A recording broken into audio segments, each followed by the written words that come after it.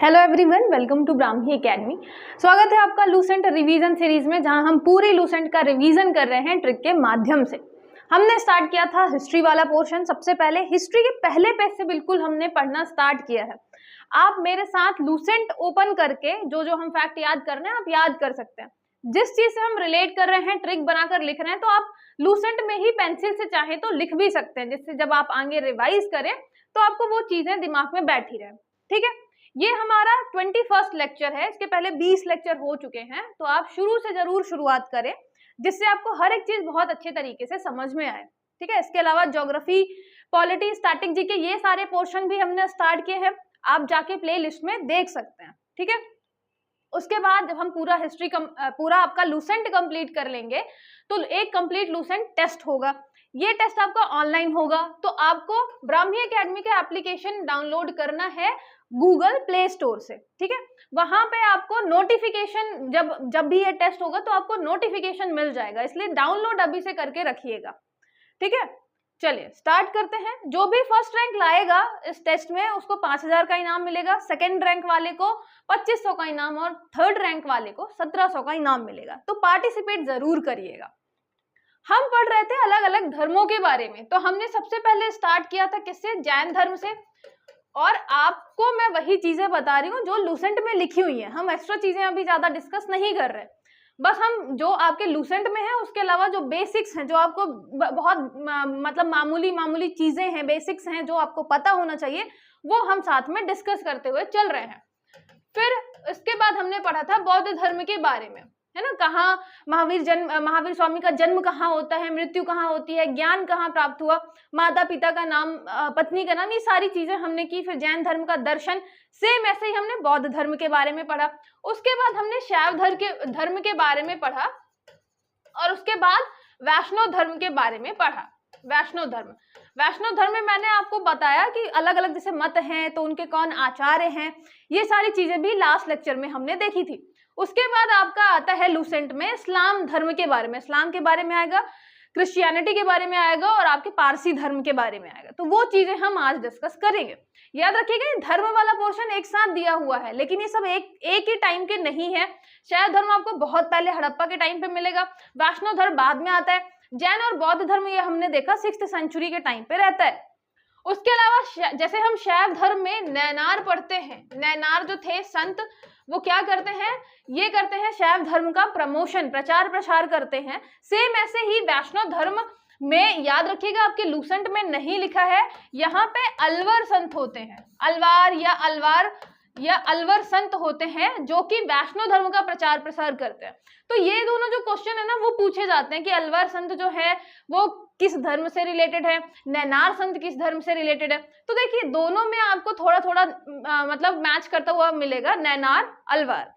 तो ये जो अलवार है ये आपका वैष्णव धर्म से रिलेट नहीं होता है, लेकिन नैनार मैंने आपको रिलेट करवाया किससे? शंकर जी की तीसरी आंख से, कि भाई उनकी तीसरी आंख होती है, नयन होता है, तो नैनार शंकर जी शैव धर्म से रिलेटेड हो गया। तो दूसरा जो बचेगा तो सीधी बात है वो किससे रिलेट करेगा?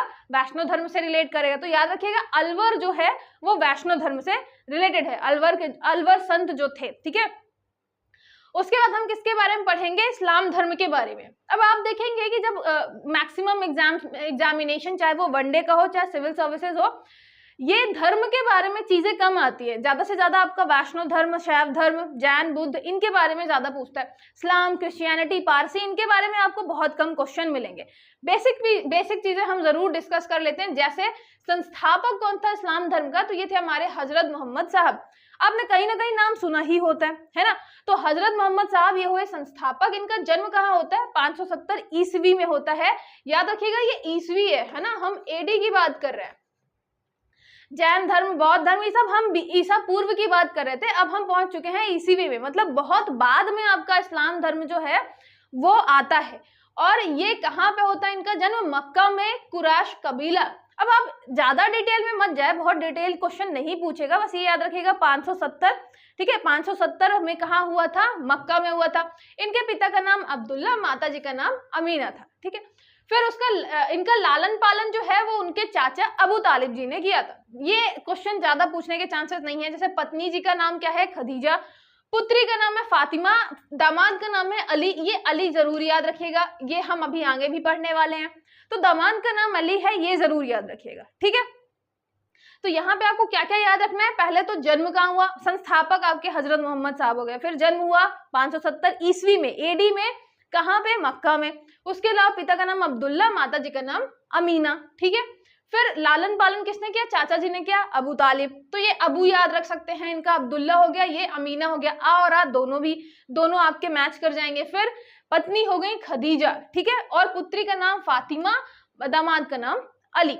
उसके बाद इनको ज्ञान प्राप्ति होती है 610 ईस्वी में, कहाँ पे, मक्का में, हीरा नामक गुफा में। तो आप ये भी याद रखिएगा कि ज्ञान प्राप्त कहाँ होता है, मक्का में होता है, ठीक है। एक गुफा थी जहां पे हीरा था, वहां हजरत मोहम्मद साहब को क्या होता है, ज्ञान प्राप्त होता है। कब, 610 ईस्वी में। उसके बाद 622 में पैगंबर द्वारा मक्का से मदीना की यात्रा की जाती है। तो हमारे पैगंबर साहब जो थे 610 में इनको क्या मिल गया, ज्ञान मिल गया। लेकिन 622 में जाके, 24 सितंबर 622 में जाके क्या करते हैं, मक्का से मदीना की यात्रा करते हैं। और ये जो टाइम है ये इंपॉर्टेंट कहलाता है, 26 सितंबर 622।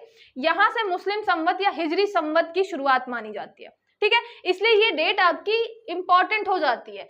हम इसी दिन क्यों मनाते हैं, मुस्लिम संवत क्यों स्टार्ट करते हैं, क्योंकि इस दिन जो हमारे पैगंबर साहब थे वो मक्का से मदीना जाते हैं, ठीक है, मदीना की यात्रा करते हैं। इनकी मृत्यु कहाँ होगी, मदीना में होगी, क्योंकि मक्का से मदीना चले गए थे, तो मदीना में इनको दफनाया जाता है। मृत्यु कब हुई, 632 में, ठीक है।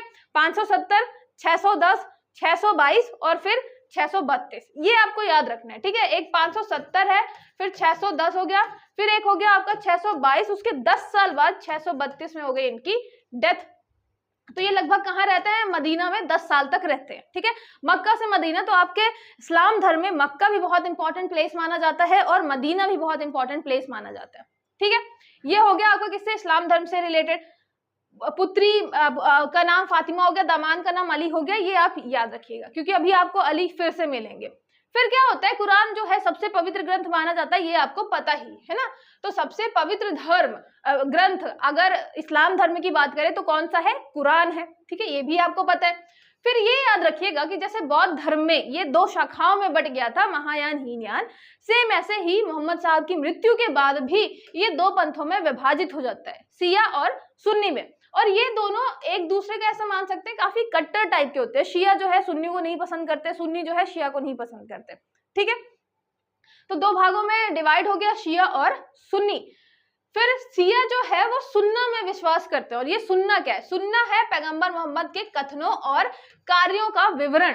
तो जो सुन्ना है उस पर विश्वास कौन करता है, हमारे सुन्नी करते हैं, सुन्नी सुन्ना पे विश्वास करते हैं। सुन्ना क्या है, जो हजरत मोहम्मद साहब ने बताया है, ऐसा करना है, ऐसा करना है, उनके कार्यों का वर्णन है, उनके कथनों का वर्णन है।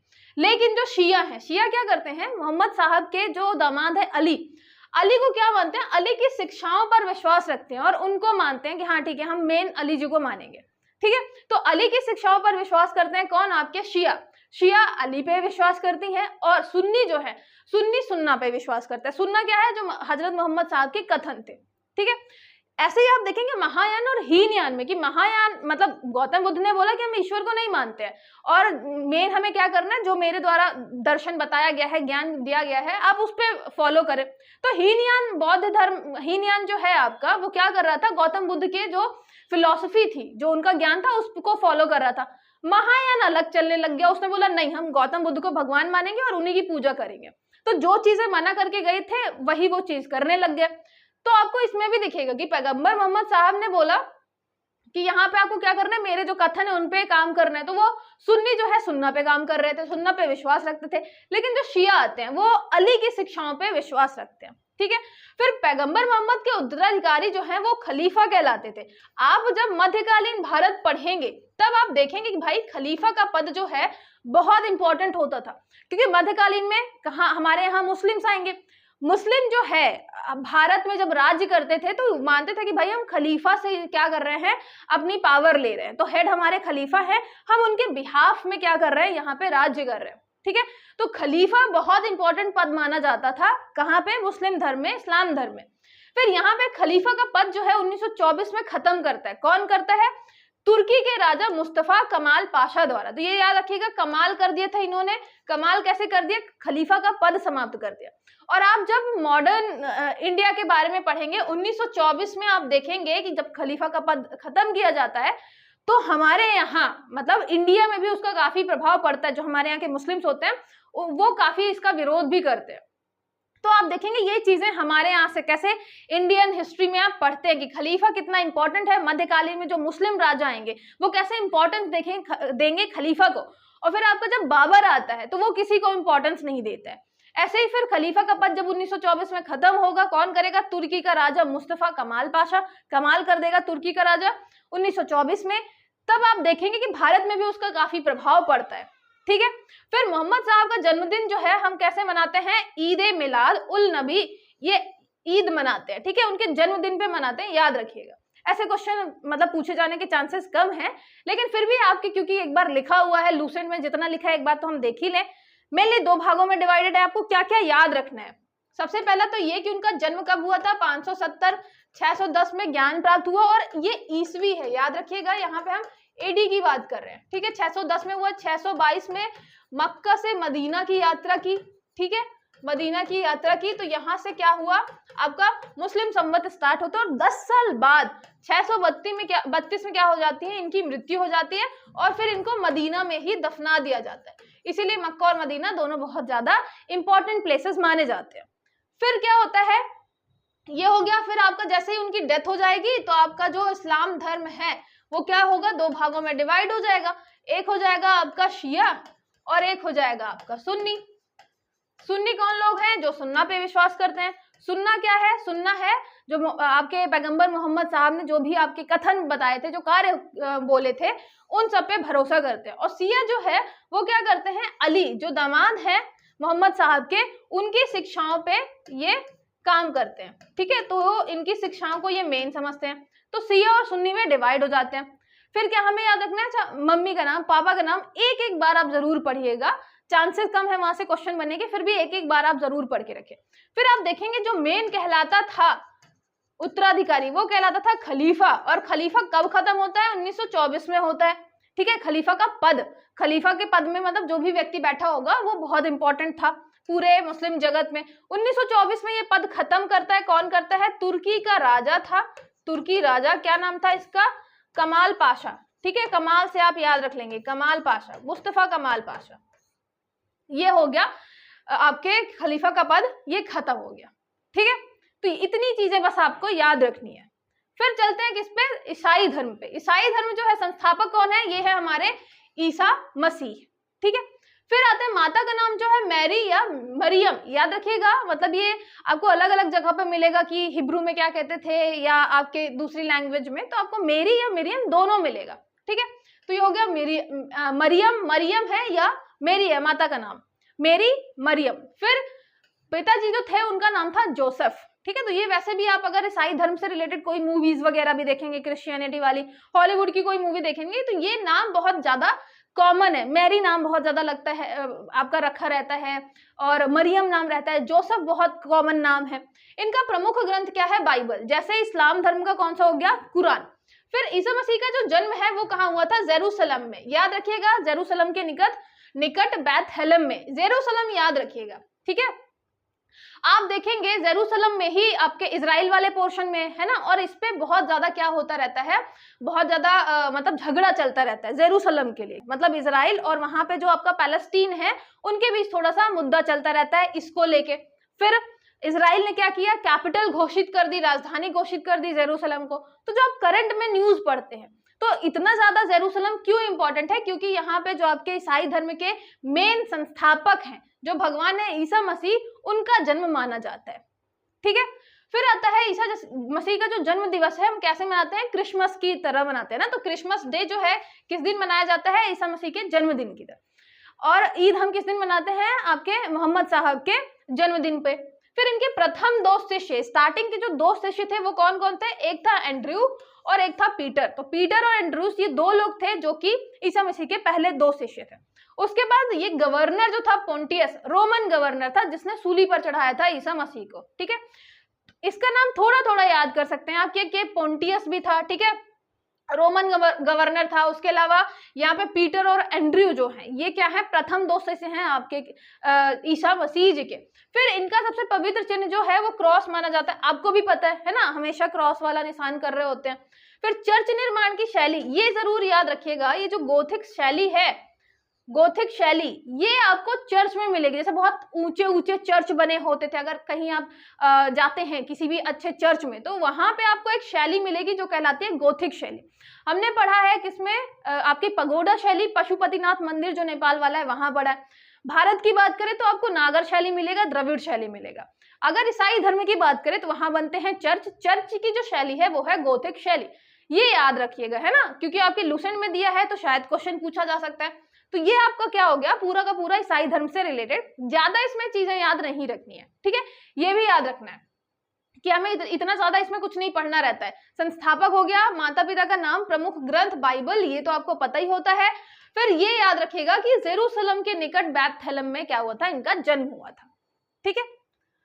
फिर यहाँ पे ये चाहे तो आप ये भी याद रख सकते हैं कि इनका सूली पर चढ़ाया गया था 33 ईस्वी में, मतलब यहाँ पे 33 एडी की बात कर रहे हैं, ठीक है। तो ये हो गया आपका 33 एडी, 33 ईस्वी में सूली पर चढ़ाया गया था रोमन गवर्नर पोंटियस।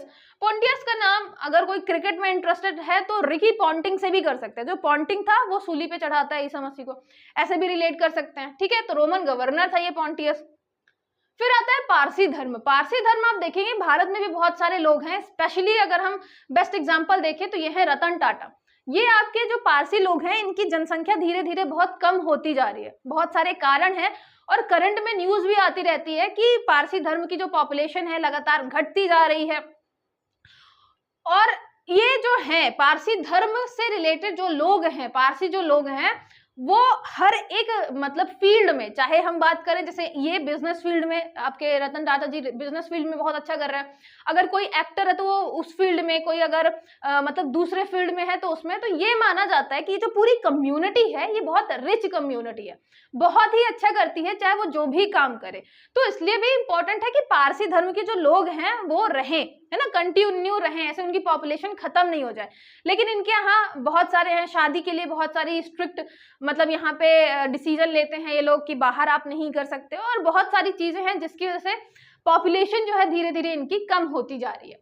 फिर यहाँ पे जो पारसी धर्म के पैगंबर हैं वो माने जाते हैं जरथुस, ठीक है। जरथुस वो पारसी धर्म से रिलेटेड है, ठीक है। पारसी धर्म के पैगंबर अपने जरथुस जी हैं। फिर उनकी शिक्षाओं का जो संकलन है वो है जिंद अवेस्ता में। ये नाम याद रखिएगा, जैसे कुरान इंपॉर्टेंट है, बाइबल इंपॉर्टेंट है, पारसी धर्म के लिए जिंद अवेस्ता इंपॉर्टेंट है, ठीक है। यहाँ पे पारसियों का ये धार्मिक ग्रंथ कहलाता है। तो दो नाम आपको याद रखने हैं, एक तो है जरथुस्त, याद रखिएगा, ट्र कभी कभी लिखा आपको मिल सकता है, तो आपको बस स्टार्टिंग में याद रखना है कि जरथुस्त करके कुछ नाम है, और यहाँ पे है जिंद अवेस्ता, ठीक है। फिर इनकी जो मूल शिक्षा है वो क्या है, मूल शिक्षा है सदविचार, सदवचन, सदकार्य। आपको याद आ रहा होगा हमने ये किसमें पढ़ा है, अपने जैन धर्म में। जैन धर्म में हमने पढ़ा है सम्यक दर्शन, सम्यक आचरण, है ना। और अगर हम बात करें किसकी, आपके बौद्ध धर्म में अष्टांगिक मार्ग की, तो उसमें भी हमने पढ़ा है आपका सम्यक दृष्टि होनी चाहिए, सम्यक कर्म होना चाहिए। तो आप देखेंगे कि वही सेम चीज किसमें बताई गई है, पारसी धर्म में भी बताई गई है, सदविचार, सदवचन और सदकार्य। कार्य करना है सही तरीके से, वचन सही बोलना है और विचार जो है वो सही लाना है, ठीक है। इनके जो अनुयायी होते हैं वो कहलाते हैं अहुर। अहुर ईश्वर को मानते हैं जो, है ना। तो इनके जो अनुयायी होते हैं जो ईश्वर को मानते हैं वो कहलाते हैं अहुर। इन धर्म के अनुयायियों को अग्नि पूजक भी कहा जाता है। तो यहां से क्वेश्चन बनने के चांसेस कम है, ज्यादा से ज्यादा पैगंबर पूछ ले कि कौन थे, तो और उसके अलावा जो इनकी मेन धार्मिक ग्रंथ है, पुस्तक, उसका नाम क्या है, तो ये हो गया जिंद अवेस्ता, ठीक है। मूल शिक्षा जैसे हो गया, तो यहाँ पे विचार सही आना चाहिए, आपके वचन सही होने चाहिए, उसके अलावा आप काम सही तरीके से करें, तो सदविचार, सदकार्य और सदवचन, बस इतना याद रखिएगा। इससे ज्यादा अग्नि पूजक, अहुर, ये सारी चीजें पूछने के मतलब चांसेस बहुत कम है, ये नहीं होता कि ज्यादा पूछा जाए। बस ये याद रखिएगा कि पारसी धर्म जो है बहुत ज्यादा इंपॉर्टेंट है पूरे वर्ल्ड में। जो मतलब ऐसा मानिए कि जो बहुत ज्यादा इंटेलेक्चुअल लोग हैं, बहुत ज्यादा समझदार लोग हैं, वो पारसी धर्म से बिलोंग करते हैं, मतलब पारसी कम्युनिटी बहुत अच्छी मानी जाती है। इसलिए ये है कि इनकी पॉपुलेशन जो है वो और हमें आगे बढ़ानी है, ठीक है। और इनकी पॉपुलेशन आप देखेंगे करंट, जब आप पढ़ते हैं करंट अफेयर तो उसमें देखते हैं कि धीरे धीरे स्पेशली इंडिया में इनकी पॉपुलेशन घटती जा रही है, तो उसके क्या कारण है, तो वो सारे फिर डिटेल में बहुत सारी चीजें आती हैं, है ना। तो उसमें हमें नहीं जाना है, बस आपको क्या करना है, लूसेंट में जितना लिखा हुआ है उतना आपको पढ़ना है। इस्लाम धर्म के बारे में जितना लिखा है कि पैगंबर साहब जन्म कहाँ हुई, मृत्यु कहाँ हुई, फिर हमने मुस्लिम संवत कब बनाया, कब स्टार्ट किया, उसके अलावा शिया और सुन्नी के बारे में हमने पढ़ा और खलीफा के बारे में पढ़ा, ठीक है। फिर जब हम ईसाई धर्म की बात करते हैं तो ईसा मसीह, उनके पिता माता का नाम, उसके अलावा जन्म कहाँ पे हुआ था, जेरूसलम जरूर याद रखिएगा। फिर शिष्य का नाम हो गया, जो रोमन गवर्नर है पोंटियस उसका नाम हो गया, और बाइबल हो गया, ये इंपॉर्टेंट है। इतना हो गया आपका काम खत्म। फिर आता है पारसी धर्म।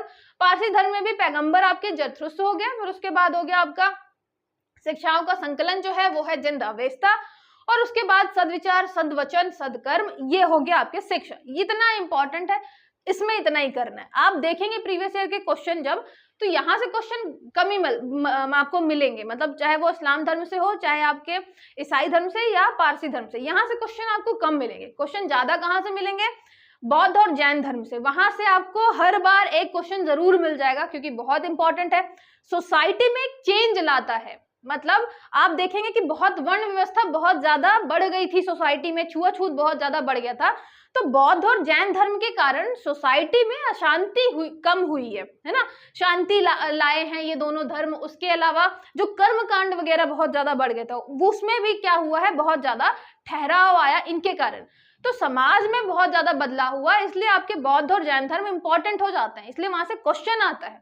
हमेशा हिस्ट्री में, इतिहास में वही सारी चीजें पूछी जाती हैं हर एक एग्जाम में जो इंपॉर्टेंट है, जिसके कारण कुछ बड़ा बदलाव हुआ था, तो उस पर जरूर नजर रखिए, ठीक है।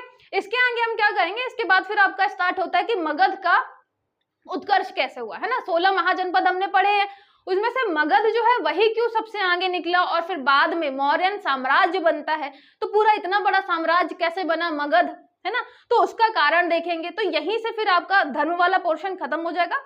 फिर कंटिन्यू हम करेंगे किसके बारे में, मगध के उत्कर्ष के बारे में, ठीक है। जितनी सारी चीजें हम कर रहे हैं, हम टेस्ट के माध्यम से उसको रिवाइज भी कर लेंगे, ठीक है। टेस्ट आपका जब होगा तो आप याद रखिएगा कि आपको जितनी चीजें करवाई गई हैं अभी तक पहले वाले टेस्ट के बाद, तो वो सब पूछी जाएंगी, तो आपका एक क्वेश्चन भी गलत नहीं होना चाहिए, ठीक है। इसके लिए रिवाइज अच्छे से कर लीजिएगा। आपको पीडीएफ कहाँ पे मिलेगा, तो ये भी याद रखिए, टेलीग्राम में मिलेगा। जैसे ही आपका एक पोर्शन खत्म हो जाएगा, उसके बाद हम टेलीग्राम में पीडीएफ एक साथ दे देंगे, ठीक है। तो टेलीग्राम में आपको पीडीएफ मिलेगा ब्राह्मी एकेडमी पे, ब्राह्मी एकेडमी का जो चैनल है, तो आप जाके वहां पे देख सकते हैं सारे पीडीएफ। हिस्ट्री के भी अपलोडेड है, आपके पॉलिटी, ज्योग्राफी, स्टैटिक, जीके के मैंने अपलोड कर दिए हैं, पिन किए हुए हैं, है ना। याद रखिएगा यहाँ पे पिन का जो ऑप्शन होता है ऊपर सबसे, वहां पे आपको पीडीएफ मिल जाएगा, ठीक है। कोई भी डाउट है तो आप कमेंट करके पूछ सकते हैं, कॉल करके पूछ सकते हैं। चलिए मिलते हैं नेक्स्ट लेक्चर में।